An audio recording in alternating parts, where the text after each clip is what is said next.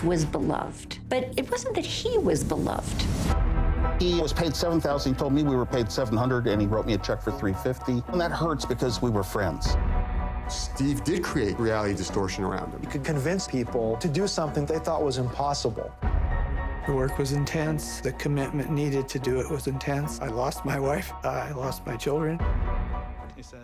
That was part of the trailer for the new documentary, Steve Jobs, The Man Inside the Machine. It's out Friday in select theaters and online. The film is by Alex Gibney. It takes us inside the cult of Steve Jobs, exposing a darker side of the man many people may not know. Jeff Bakalar sat down with Gibney ahead of the film's release. A lot of pieces that have explored the story of Steve Jobs. They've flirted with this other side of him, which is what The Man in the Machine specifically elaborates on. Why do you think so many other stories have maybe failed to get that side of the story to resonate? And how do you think your film achieves that? I think that I think a lot of people are invested in the idea that Steve Jobs should be beatified. He was successful, therefore he must be great in every respect. And I think that Apple and Steve Jobs himself tried very hard to peddle that point of view. It's very hard to rudder against that current. Yeah.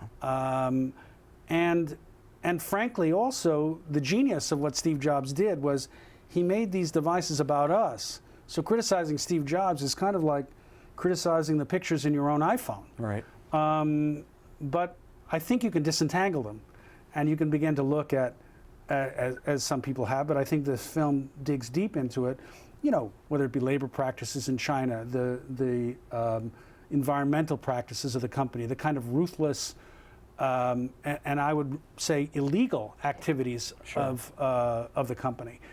Then you see a very different kind of a portrait, and not one that's so flattering, and not one that I think we should emulate. Do you think that is exemplified in having Apple not agree to be a part of the film in any way? Well, Apple, you know, my collaborator, Peter Elkind, you know, wrote a story about Apple, but he wasn't picked to write the story by Steve Jobs, so they wouldn't cooperate with Peter.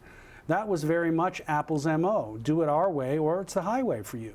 So, in a way, I expected Apple not to respond. I didn't expect them to say that they didn't have the resources to cooperate with me, since they're the most valuable corporation on earth. But I kind of expected it. Sure. They want everything written or made about them to be an advertisement. And I wasn't interested in making an advertisement for Apple. A lot of Steve Jobs' friends and acquaintances have seen the film, come out and sort of defended him. Eddie Q said that's the Steve in the film was not the Steve that he specifically remembered. What is your response to that kind of criticism? I've talked to a lot of Apple executives who are very high up, very close to Steve, who actually feel very differently, that the film is a pretty accurate portrayal of Steve.